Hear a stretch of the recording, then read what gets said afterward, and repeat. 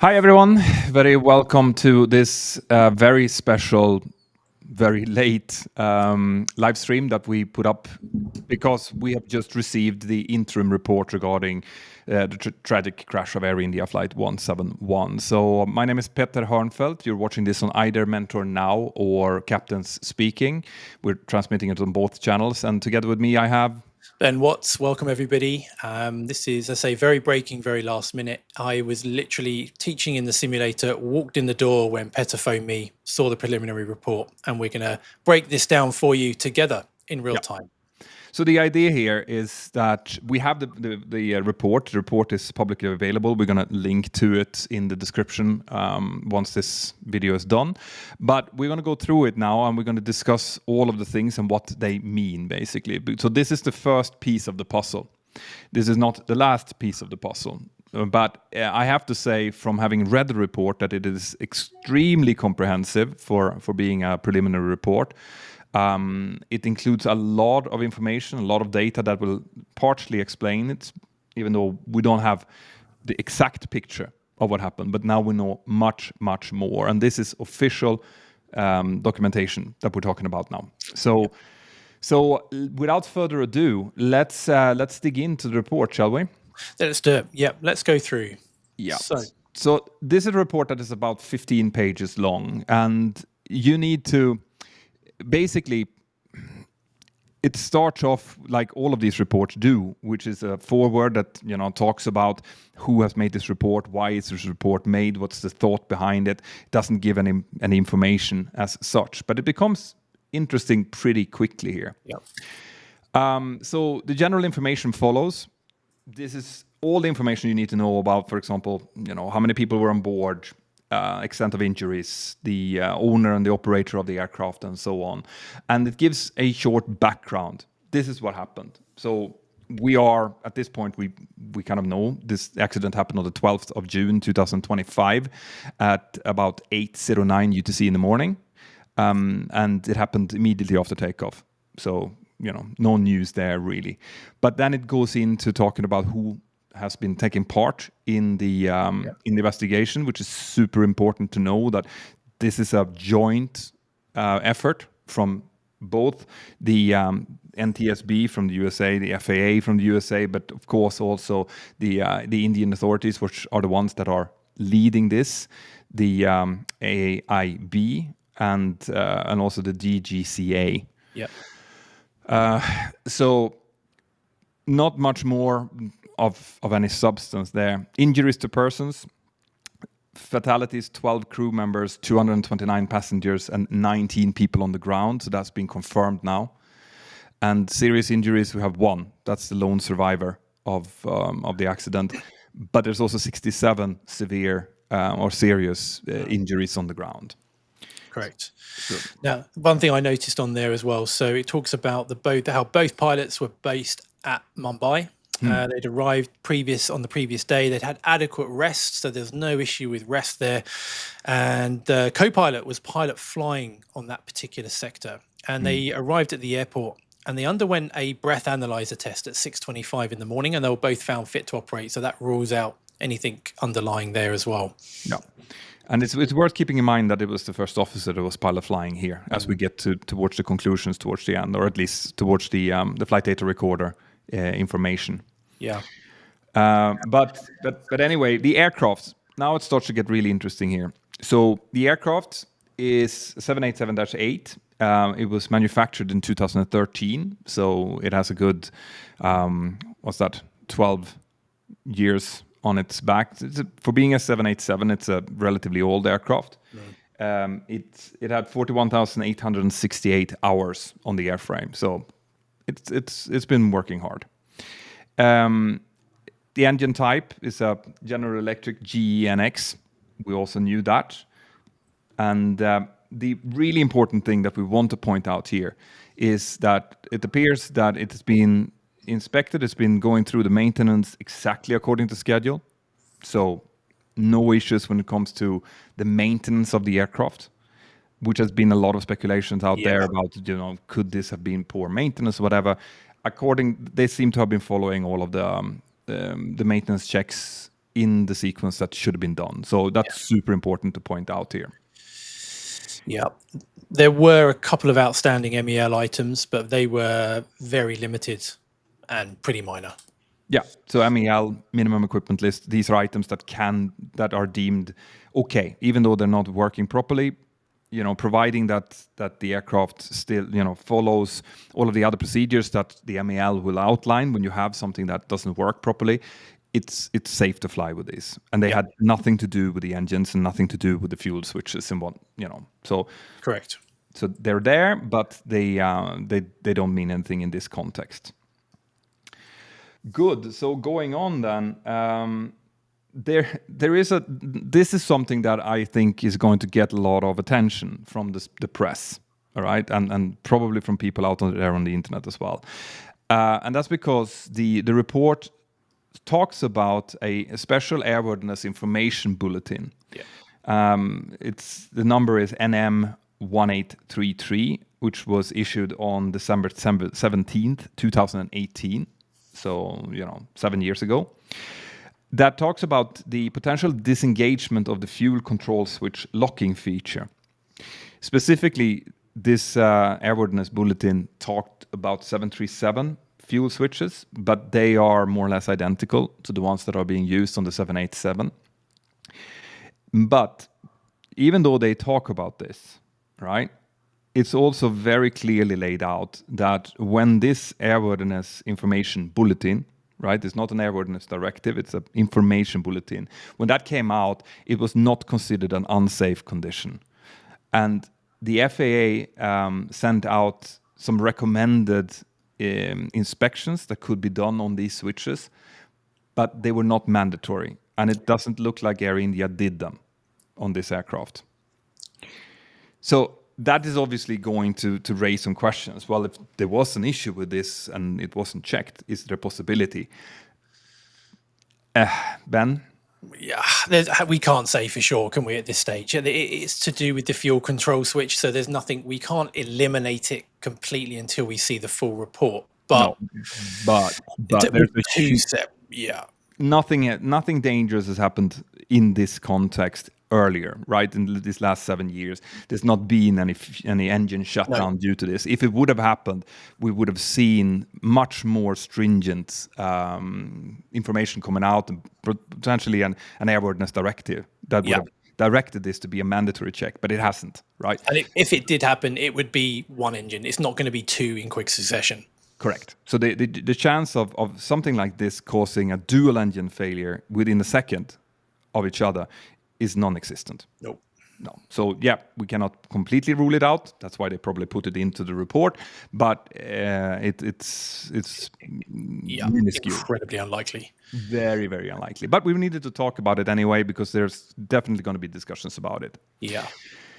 What follows after that is a description of the damages. Obviously, the aircraft was destroyed.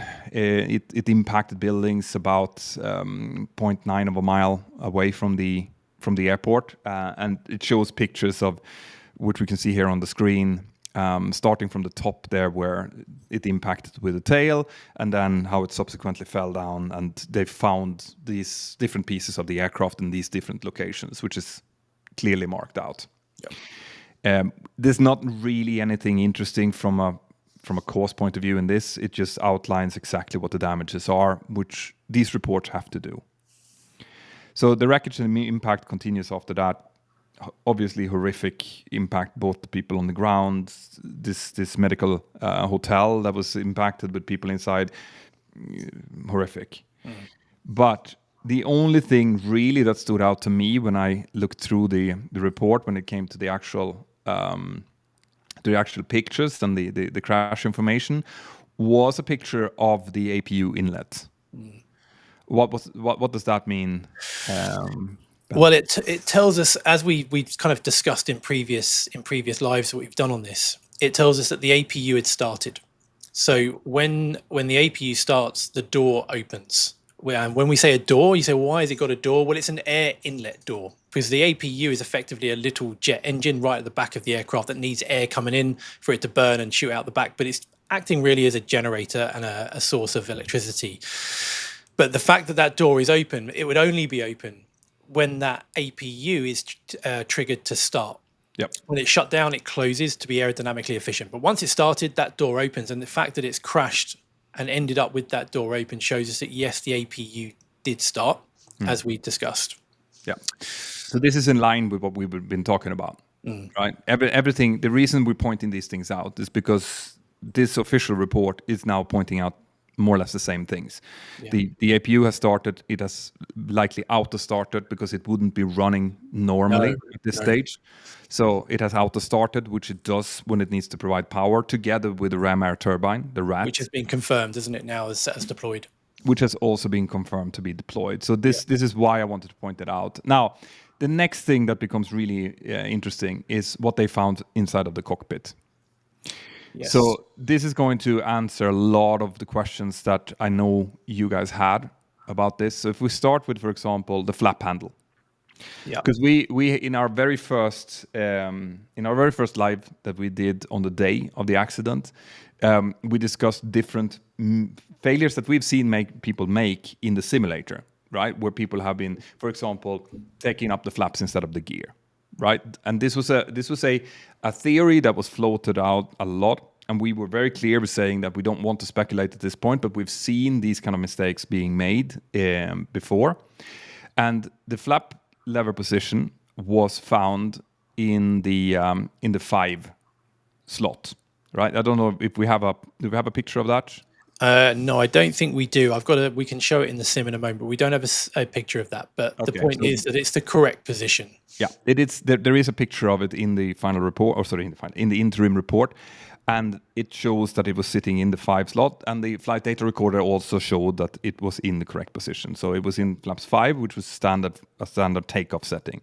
So this had nothing to do with the crash. Nope. Right. Nope. The next thing is the position of the gear lever. That one I do think we have a picture of. Yeah. There we go. Right. So this, as you can hopefully see, is in the down position. Yeah, it's something we'd spoken about, Petter, haven't we, before? We've spoken about had it been raised and the hydraulics failed, or had it been left down. We spoke about that in some detail, but it's been confirmed now, hasn't it, that the gear lever was down. It was down, right? They don't go into any discussion in this report whether or not it was raised and then put down again. But given the very quick kind of, the way that things happen here and the speed that everything happened with, I would guess that if it was actually if it was found in the down position, it probably was left down. Yeah, and that would indicate that all of those videos that showed that the boogie was tilted was wrong, as in like it was an optical illusion. It was seen from the wrong angle, and that was not the case, right? No. Because if the gear was left down, it would not have started to start the retraction process. So this is actually a very, very good point. But this is one of the reasons why speculations is something that you should avoid, because it can make you look very bad. Like, as an expert, we can sit here and we can talk about things. We can base it on, basically data that has not been confirmed and that we can't verify. And in this case, it was wrong, right? Yeah, it was. No matter how much you look at the different angles and the footage that you think you can see, it's grainy footage. The angles aren't great, and it just proves that no matter how convinced you can look at this and go, "Yeah, that was definitely down," it wasn't. Yeah. So it's a great example of why, us armchair experts sitting and trying to figure this out, why we shouldn't be speculating, because there's going to, once the official information comes out, there's going to be basically we're going to see exactly what happened rather than having to guess about it. So yeah. Right. So that was one thing. The next thing then that might be worth talking about is the fuel switches, right? Big one. Yeah, this is the big one. This is what they found. Yeah. And the fuel switches, which is what we talked about in the live stream that we did just a few days ago, when we heard through the air current that they were looking into the fuel switches. These were found in the run position, as in on. They were found in the run position, which they should have been. Yes. Okay. But here comes another little twist in this, and this is why it's so important to find the flight data recorders. Right? Should I go through the timestamps on this, or do you want to talk through it first? No, we can get down to that once we get to the flight data recorders. Okay. Because it's really when we get to the very end of this report, when we come to the flight data recorders, that things start to get really interesting. Yeah. Right. And where we start to see really what might have caused this. But what you have to remember from here is that they were found in the run position. They were on. Right. The fuel switches were on after the impact. Apart from that, there's not much more from the actual impacts that we can learn from this report. In the final report, there's going to be, right? Like I said before, the interim report tends to be, between 10, sometimes it's even 3 pages, but can be up to 20 pages or 30 pages even. But the final report tends to be 200 pages, right? So much, much more information. So the last thing we want to go through before we get to the flight data recorder and what that said was the pilot experience. So we now know that they were both males, 56-year-old captain, 32-year-old first officer. First officer was pilot flying, as we mentioned in the beginning. The captain had 15,638.22 hours. 8,596 of those was flown on this particular type, so very experienced. The first officer had 3,403 hours and 1,128 on the type. So less experienced, but still what would be considered experienced. Well, I mean, not overly experienced when it comes to the first officer, but not inexperienced either. No. Then after that, they don't seem to have flown that much during the previous 30 days, 56 hours. You can fly much more than that. So once again, when we talk about fatigue and stuff, that was likely not an issue here. Right. Then we come to the comms, as in the communications. And the communications are not written out. So we don't have a transcript of the cockpit voice recorder and the ATC recordings. It just timestamps when they ask for pushback, start, taxi, and then the fact that there was a mayday call. So that's also been confirmed now. We just don't know exactly what the mayday call entailed. Yeah. Good. Now we get to the thing that is going to get a lot of attention in the press. For sure. Right. So Ben, you want to take over and go through the timeline from the flight data recorder? Yeah, and feel free to jump in at any point. So the aircraft taxied off to runway 23, as we knew, via Romeo 4, which was that intermediate holding position, and then it backtracked all the way down to the end of the runway. So it went the opposite way down, turned around, ready to take off. Takeoff clearance was issued at 08:07 and 33 seconds. And the aircraft started rolling at about 4 seconds later. So they didn't muck around, straight away, takeoff clearance, away they go, as we would normally do. Now, the aircraft accelerated down the runway and they crossed the decision speed of V1, which is the latest point that we could reject the takeoff from, and achieved that at 153 knots at 08:08 and 33 seconds. So accelerated normally in VR, which is the rotation speed, the speed at which they initiate the pitch up to climb away from the ground, at 155 knots, occurred literally a few seconds later. Yeah. So, I mean, completely normal. Like you said, it's normal, right? Yeah. There was a lot of discussions out there whether or not they were overweight. They were not. That was also confirmed in this report that they were below the maximum takeoff weight, and that weight and balance seems to be okay. Everything checks out. Yeah. So they were doing a completely normal takeoff. That's it. The aircraft then sensed. So the aircraft has an air-ground sensor, which tells the systems when it leaves the ground and when it's back on the ground for a huge amount of systems. And that sensed that it got airborne literally 4 seconds after it reached that VR speed, again, which is normal. It achieved the maximum recorded airspeed of 180 knots, and that was about 7 seconds later. And immediately thereafter, engine number 1 and engine number 2, fuel cutoff switches, transitioned from run to cutoff, and that's important. Yeah.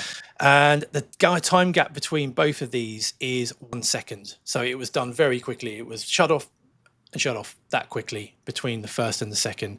And the engine N1, which is the fan speed at the front that you see, and the N2, which is the internal fan that you don't see, began to decrease from their takeoff thrust values, which is exactly what you would expect to happen. You've just shut those engines down. They just turn into giant windmills. So that happened immediately. Now, the interesting bit, Peter, wasn't it, was they mentioned in the report that in the cockpit voice recording, one of the pilots is heard asking the other pilot, why did he cut off the fuel switches? To which the other pilot responded that he did not do so. So, right. So if we stop here, because obviously this is where all the discussion is going to be around. This means that the aircraft was working as it should. Yeah. Right. From what we can see here, providing that failure that we talked about earlier wasn't involved, which I think we can kind of disregard because, like you said, it happened within a second of each other. The risk that a failure of some sort would happen to both switches at exactly the same time is nil. And I also think on that fact that they say at the end that at this stage of the investigation, there's no recommended actions to the 7878 or G engines. Yeah. So what we can take from that, and this is the reason, like we mentioned in our last live stream, that there has been nothing has happened to the 787 fleet. The global fleet has just been flying like normal, even though they clearly had this information longer than what we know about it. So the aircraft probably did exactly what it was supposed to. Right? It was told to shut down the engines. It shut down the engines. Correct. That's it. Now, the question obviously then becomes why? Why would this happen? And we will not know this likely ever completely, but in the final report there's going to be much more digging into this, right? There's probably a lot of investigation going on right now when it comes to human factors. Yeah. The fact that one of them said, why did you cut them off, and the other one said, I didn't, right? It can mean a lot of different things. And also, was there somebody else in the cockpit that we don't know about at this stage? There's lots of unanswered questions. Yeah, but yes, but I think, right, this is my own thinking. If that was the case, the cockpit voice recording would sound different. True. Right. It wouldn't be. The pilot wouldn't be asking the colleague, "Why did you do that?" Because it would be a possibility that someone else did it. It would be a different discussion. But we don't know. We'll have to wait to confirm that there was no one else in the cockpit. True. It's not mentioned, and I have a feeling that if there was another person in the cockpit, it would definitely be mentioned. Yeah, you're right. Most likely. Yeah. So I think we can assume that it's two pilots in here, and in that they're talking to each other. Now. It's very hard to explain why you would cut the fuel, right? There's also discussion. Something that was not said in the report was who was saying this, right? Yeah. There's no mention. It's just that a pilot said this, and the other pilot said the other. So we don't know if it was the captain or the first officer. And here I'll go out a little bit on a limb. What I know from my own experience is that when you're flying, right, you're very concentrated on takeoff, and what we can see is that this is a normal takeoff, and the takeoff is done manually. So one of these pilots, the first officer, was flying, and the captain was not. The captain was monitoring. Yeah. Right. So if I would deduce from that, I'm going to guess that it was probably the first officer who asked. Like what happened? Because you're looking out and you're flying, and all of a sudden you feel that you lose trust. Yeah. So it would make sense that the pilot flying, but it could also be the other way around. Yeah, it could be. And if we can jump in the SimPad to kind of again just to show that perspective of where we're looking and where we are when we're kind of doing this. So if I just jump in there now, so obviously this is the captain's view who'll be pilot monitoring, and this is where the fuel cutoff or fuel control switches are. They're not in your primary field of view. No. This I know that obviously the sim is two-dimensional, but you're not looking down here and you're focusing out the window or on your instruments as you rotate here. So it's not something that you'd necessarily notice them go and do from either side. But it would be a very deliberate action. It's not something, as we discussed the other day, it's not something that could be done accidentally. No, and it's good to point out here that the way that cockpits are designed is that everything that you need should be in your field of view. Right? Like you should have everything you need in terms of instrumentation, for example. You know, the buttons for the autopilot panel. All of that is in your direct field of vision. But everything else that you don't really need immediately is going to be, for example, on your overhead panel or on your center pedal and behind. So that what we're saying is absolutely correct. Like you wouldn't, when you're looking out now and you're rotating and you're flying, you will not be looking essentially behind you and down to the right or down to the left if you're the first officer. No. In your peripheral vision, you might see an unusual movement, because what we would be expecting as soon as we get airborne is for pilot monitoring to reach over and raise the landing gear. Yeah. Which we found, we now know was down, but that's where it would be. So they would reach forward for that. But that's the only thing you might notice that was different. Yep. And I mean, the fact is that after that, once the fuel switches were turned off and this conversation had happened, the fuel switches were then brought back up again, right? Brought back up to run. So whoever did, again, that's not confirmed. Neither can it be, because we don't have any cameras in the cockpit, so we won't be able to see who did what. But we do know that these fuel switches that had been cut off, which is what caused the dual engine failure, was then brought back up again. And why would you do that then? In an attempt to bring these engines back to life. So by opening those, we're going to open up the fuel valves again. We're going to start the igniters to ignite that fuel, which from what we can see did begin to happen. From the initial reports, we can see that the engines did actually begin to reignite, begin to start spooling up. But it's a slow process. It doesn't happen quickly. It's not like a propeller engine where it just suddenly fires up. Jet engines take a while to spool up. So it happens so close to the ground that even though they went, these start levers or the fuel control switches got moved back to run, and the fuel got sent to the engines and it got ignited and it started spooling up, it still wasn't producing enough thrust for a maximum takeoff weight aircraft to climb away safely from the ground, unfortunately.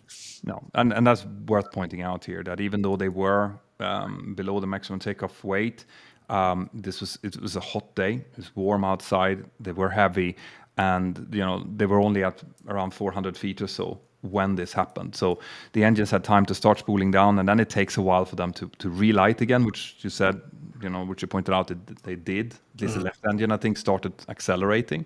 Yeah. But it would have been, they would have needed another couple of seconds for this to come back up again. Yeah.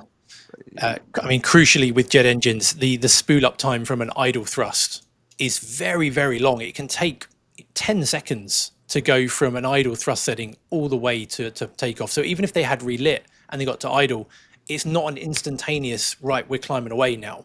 It's going to take time. And all that time, they're losing altitude, unfortunately. Yeah.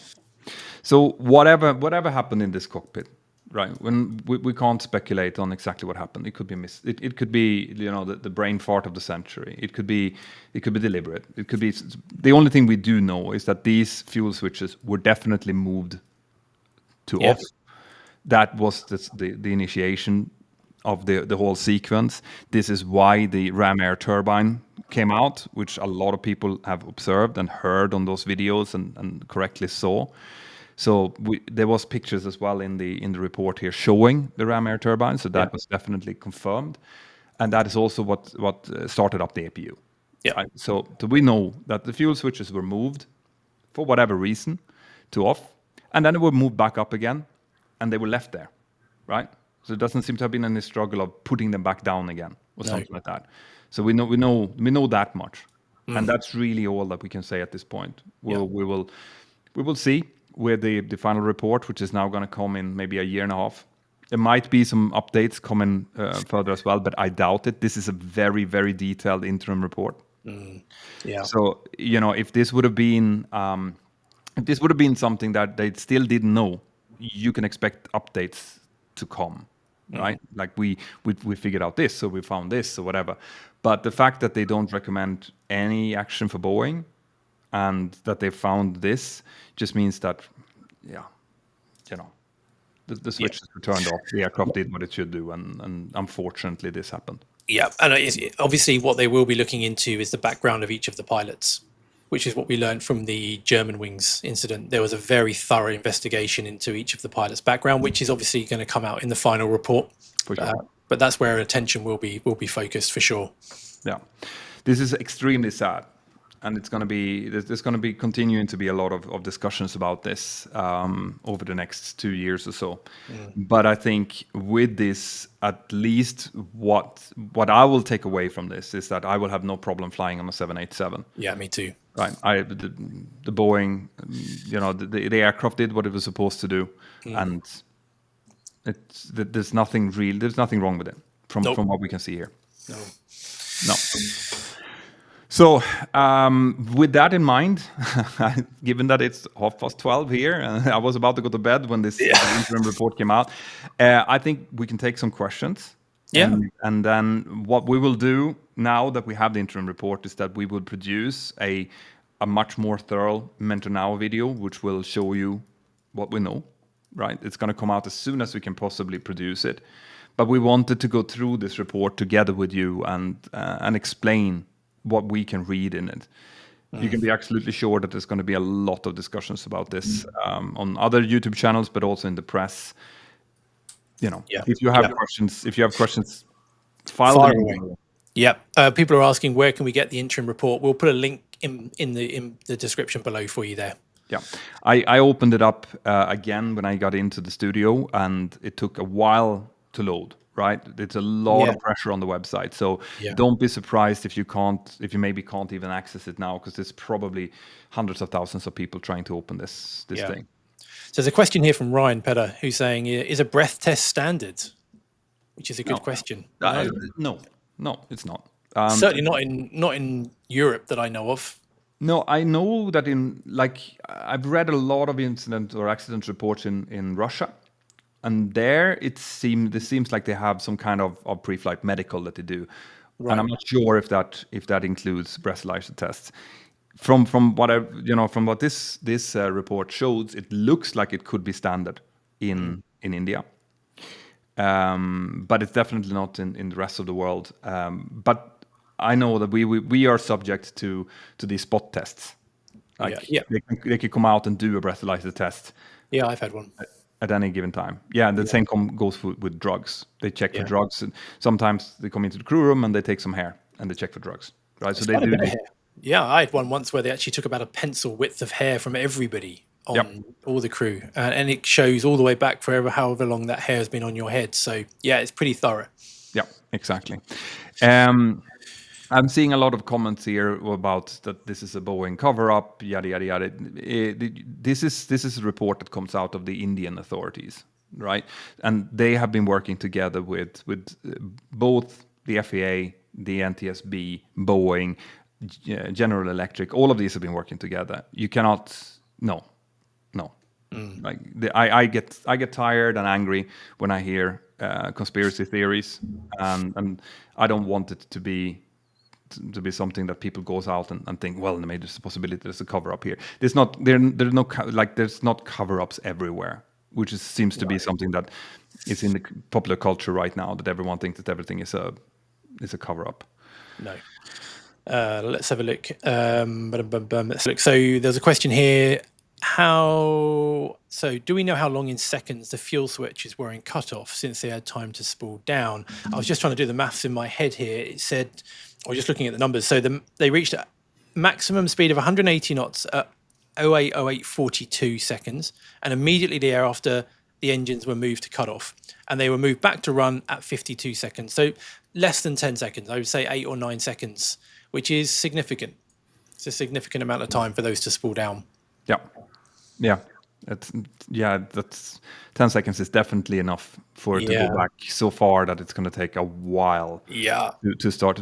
That's the thing as well. The bigger the engines, the longer it might take for them to accelerate once they have started to slow down. Yeah. So that's enough for sure. Yeah. What else we got on here? Harris Maynor is saying, how could the report fail to state whether the switches, when found, the locking mechanism worked or not?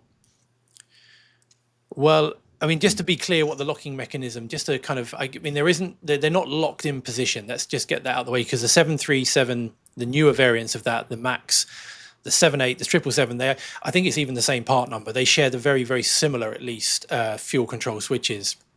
And they're not locked in the sense that you can't move them, because we may have to move them in flight, if we were going to shut down an engine. But what they do, they have like a detent. So as we showed in the previous live, is we have to pull them out of the detent, which is kind of like the lock and then moves. So it's not something that can kind of break as such, as far as I understand it. It's just a detent that needs to be moved past in order. So it's a deliberate action to shut them off. Yeah. So it's not something that would not work in that sense. No, and that's the thing. I mean, this is where that part of the report becomes a little bit troublesome, because it brings that up as a possibility, even though I mean, if it was actually something that was dangerous, then it would have been highlighted as dangerous, and it would have been inspected and fixed accordingly. But it wasn't. So I don't really understand that part, to be perfectly honest. And we will probably learn more about it. Now, I see a question here from Seb VDS, who says, the flight data recorder states that the fuel cutoff switch is in the off position. However, the cutoff panel was found in the running position. Unless I got it wrong, it doesn't add up. Do you agree? This is what we said, right? They were found in the on position because someone, the way that it's written in the report is that one of the pilots turned them off, and then they were turned back on again, and that's why they were found in the run, in the on position on the in the crash. So yes, it does add up. And the couple of questions here. So Cyprian, order of switches turned off, left to right or vice versa? That's interesting. I think I know where you're coming from with that question, actually. And the answer is, from what I can see on the report, the engines 1 and 2. So it's left engine, then right engine. But that's the way it's written in the report. I'm guessing the reason you're asking that is people are likely to go to the nearest start-off. When you're shutting down an engine, are you going to the nearest fuel shut-off switch first? Yeah. I know where you're coming from with that. But yeah, it was left to right. Impossible to say also. Like, that might be the obvious thing when you're sitting like this, but it might not be. No. So there's a lot of questions, as I understand here, whether or not this could still be a technical failure. As in, like, is there still any room for technical failure in here? And we cannot say no to that. As in, like, this is why we wait for a final report in order before we give the final conclusion. But the fact that these fuel switches were moved from run to off within a second of each other, and then brought back up again to run, that's deliberate action. It's not something in, like, if it was a system failure inside of the switch, for example, then you wouldn't be able to bring it back up to run again, not that quickly. So the fuel switches have been working as designed, and apart from them falling down at the same time, both of them, due to some kind of failure with the lock notch, which is, like I said, I don't know. There's probably some smart people out there that can count on the probability for that. But given that it's never happened before. Yeah, and kind of on that same note, there's a question here from the Legacy saying, what's the chances of one of the pilots dropping something on the switches by accident or accidentally hitting them while throttling back? No chance. Not particularly not at that phase of flight when we're literally rotating and getting airborne out. Your hands aren't. And the point to note here as well is that when we get to V1, we move our hand away from the thrust lever. And it's a deliberate move. So we go V1, hand comes away, both hands on the control column, so that there is no accidental movement of the thrust lever from that point onwards. Because whatever problem we have, we've got to take it into the air. So but it's a human factors element there that we move it away. So no hands should be anywhere near that. And we're not holding anything. So there's nothing to be dropped. And they have the locking device. So yeah, I would say no.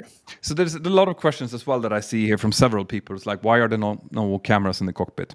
And as it so happens, on Monday we are releasing a video about that. Yeah. Right. Which had nothing to do with this incident. It's a question that comes up very, very often. That both why there's no cameras in the cockpit, but also why there's no cameras outside. So we decided to make a thorough video about the reasons behind that, basically, and it's coming out on Monday on Mentor now. So stay tuned for that. Good.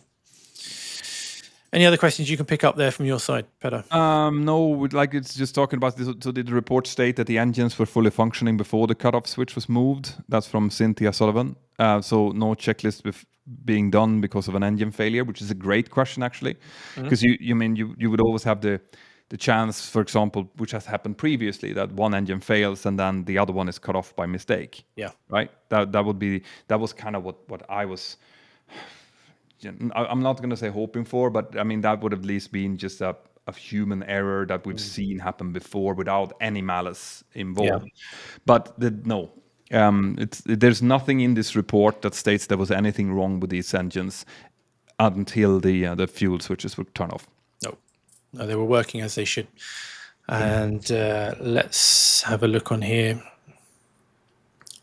Dan saying, if you notice the fuel switch is a cut-off at such a critical phase, he's asking the question here, would you still be asking, why did you do that? Or would you just not immediately rectify the situation? The shock, it's startle. Yeah. You have to realize startle is a very, very strong thing. So you don't, even though the logical thing would be just to fix it and then ask a question, the very first thing that would come to your mind would be, but why? What are you doing? Why did you do that?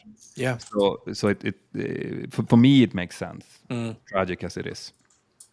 Yeah, and when you factor that in with the physical sensations that we spoke about a couple of days ago, with that deceleration, that sinking feeling, it's just sensory overload. It's the worst nightmare, isn't it? So yeah, logic goes out the window. Anything else from your side? Paul is putting me up against the fence here and saying, are you saying that the chance of switches moving without human input is zero? No, I would say that it was probably 0.0 and then 9 zeros and then a 1. Yeah. So I'm not saying that it's a zero chance, but I'm saying that it is extremely unlikely. For sure. Yeah, I don't know if there's anything. I see there's quite a lot of super chats here, which we really, really do appreciate because it really helps the channel. I'll see if I can pick some of them up. So Marcin Kowalczyk is asking, does moving the switches to cutoff generate a master warning alarm in the cockpit? Yeah. You get lots of alarms. Because you'd be getting caution alerts, because remember, when you shut down the engines, a lot of the systems are all shutting down with them because they depend on the electricity being supplied by the engines. So suddenly all of the alerts are going to be lighting up like a Christmas tree. Yeah, Bottom Fragger is asking, why does it make sense to allow the fuel switches to be moved to cutoff when the engine isn't in idle? That is a pretty good question. It is a good question. I'm just trying to think of a reason why. I mean, the only time I've never heard of a stuck thrust lever. Have you? Where you'd have to shut it down because the thrust lever is physically. There's been some incidents of that. Yeah, there's been incidents of maybe not the thrust lever being stuck, but the engine being stuck at higher thrust settings. So I've seen that. Now I'm going out on a limb here, but I think in the back of my head I have something about Embraer having a system similar to that, where the thrust lever has to be in idle in order for you to cut up. Otherwise, it's kind of blocked. Which does make sense. It does make sense. Yeah. Right. I don't. Yeah, this is a good idea. I don't see any. I can't, like, off the top of my head at 1 o'clock in the morning. I can't come up with a good reason why that wouldn't work. No. But this is why we have engineers to build our aircraft and not tired pilots. But good question. Very, very good question. Yeah. I really like that. Let's see if I can find any more, because I saw that there was a few popping up. But there's so many comments that I don't really have time to catch them all. Is there anything else you want to add, Ben, to this? No, just one other thing on here. Abin is asking here, cyber attack ? Aircraft remotely controlled. There's no way that the aircraft can be remotely controlled. Just to put any kind of concerns to rest there. There's no kind of direct link to any of the controls on the aircraft from the ground. No. So that's not. That is part of the point why, when we've been talking about, for example, AI co-pilots and things like that, unless it's a system that can be housed inside of the aircraft without any external links, it poses a lot of cyber risks, right? Anytime that you have to have some kind of uplink that can input on the aircraft, that would be a nightmare from a cybersecurity point of view. So at the moment, you should see the way that the system. I don't know how the 787 is updated when it comes to like software, but I mean the 747 uses floppy disks still. Those the old floppy disks. And I remember on the 737 they come up with this huge bulky computer and they chug it in and then they do the update from there. But there's there's no Wi-Fi updating or anything like that. It's not like a Tesla or an Audi that does that. Yeah. Now, KFJ990 is asking a very pointed question here, which is, if this was deliberate, how can it be prevented in the future? So, I mean, there is no good answer to this. It's a big question. This is the question. Yeah. Right, the question. And I've been struggling a lot with how to explain this through my channels, because obviously pilots are human. They will suffer from the same type of issues that everyone else suffers from, especially when it comes to mental health. We are being checked for that annually. There are checks that have come in, especially after the German Wings disaster. But there's also, you have to be very, very careful with how you implement new rules around this, because what you don't want is to start.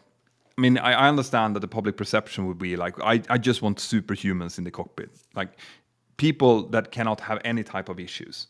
Those are the ones that are flying the planes. Anyone who has type of issues cannot fly the planes. But what you get then is you get a culture where any problems that anyone would feel would be driven underground. Yeah. Like no one would ever speak up if they feel like, oh, I'm actually not feeling a bit depressed, I shouldn't be flying, because that might end your career. Right? So what you have done is a much bigger problem that gets shoved underground, causing even more problems. So there's no good answer to this. Well, the answer is that we do recruitment, we do background checks, we do all of these things before someone can become a pilot. And after that, they are continuously evaluated through simulator checks, through medical checks. Background checks continues to be a thing. And we just have to assume, we just have to trust that the people that go through this feel okay and that they speak up if they don't. Yeah. Right? There's no good. It's the same with anything that operates big machinery or does anything.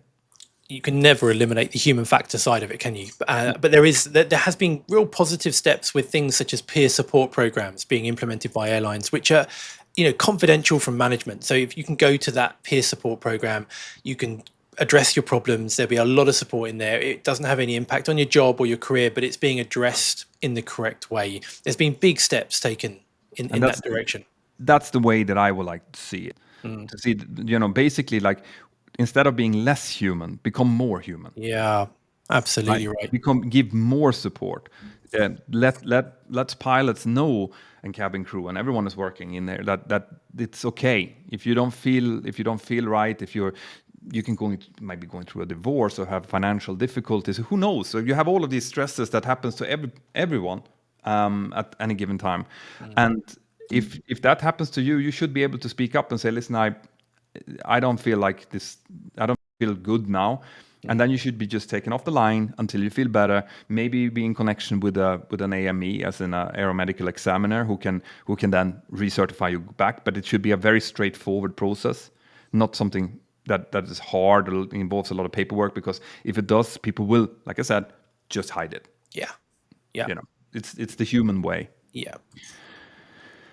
So Nilesh Taylor is asking, can you elaborate on the FAA and faulty locking mechanisms of the fuel switch? Does that hold any weight to this? So I can't, because it's in here, right? Because that bulletin, that informational bulletin exists. But I was flying when this bulletin came out. It never made any waves. No one. I've never heard of it before, to be honest. And that probably is because it didn't have any safety there was no safety concerns from the FAA when they issued it. No. So, No, I don't know. I can't shed any more light on that. I've never seen anything on that from my side either. So no. whether it was certain part numbers that didn't affect us, I don't know. But it's obviously very insignificant, the fact that neither of us have heard of it. Yeah, and the fact that there was no there was no mandatory no mandatory checks even. They're like, yeah, well, you can go and check this out if you feel like it, but you don't have to. You know, that kind of says everything. Yeah. So Lily White's from India. If the switches got flipped, then surely the conversation between the pilots would have been really intensive, aggressive, and telling. Only including 2 sentences from them in the report is weird. No. Not necessarily. No. We, again, as you mentioned, Petter, I think surprise, startle, the pure focus on what you're doing and what you're going through. You're not, when we're talking here about it, everything's happening in slow motion. We're relaxed, whatever. But when you're in that scenario, the fight or flight kicks in, and you're trying to survive. And things like conversations go out the window.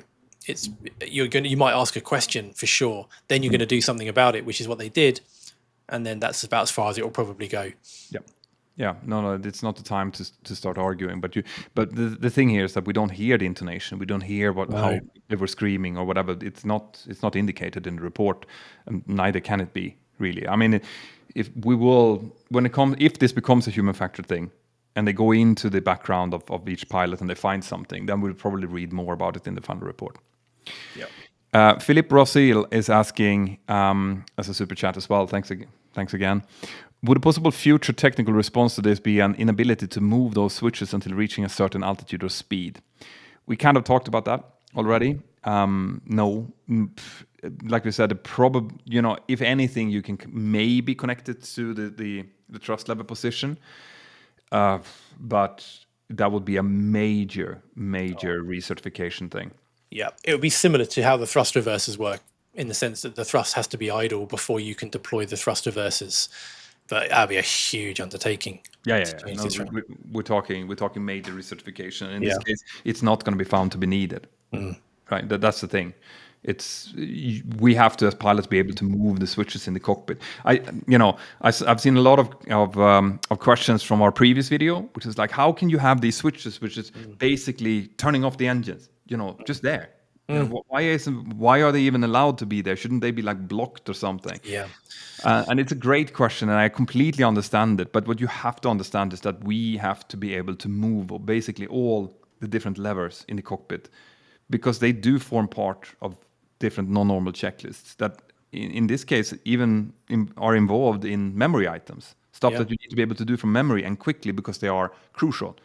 Yeah. And in the sense that if you had an engine fire, if they suffered an engine fire just as they got airborne, what they're going to need to do is starve that engine of fuel to put the fire out. So we don't want those levers away from reach, because then it can have the other side effect where they can't put a fire out. But as we mentioned in the previous video, there's a very strict protocol that we follow when we're touching these levers in flight. It's very deliberate, cross-check with both crew. But they do need to be available and accessible. Yeah.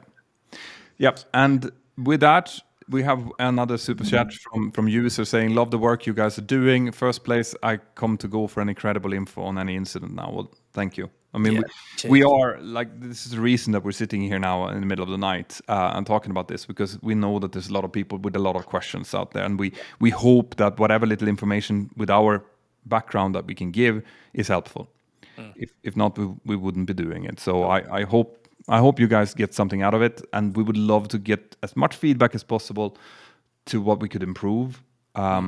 If there's anything else that you want us to do, because we really are here to help. Yeah, for sure. Good. And with that, I think we've kind of gotten to the end of this. Like I said, we will be following up with videos that includes much more information. But for now, I don't know, Ben, do you have any last words that you want to add? No, I think it's time for bed. It is, and of course, my thoughts continues to go out to the families of the victims and everyone that's involved in this horrible crash. And this will not help. I think it's just gonna open up even more questions. But at least we now know that from what we can see and read from this report, the aircraft is safe. So it doesn't make it any better, but No, at least we know step. more. Yeah. Yeah. And with that, thank you very much for watching, everyone out there. And have a good continuation of the day. I'm going to go to bed. Have a good night, everybody. Take care. Good night.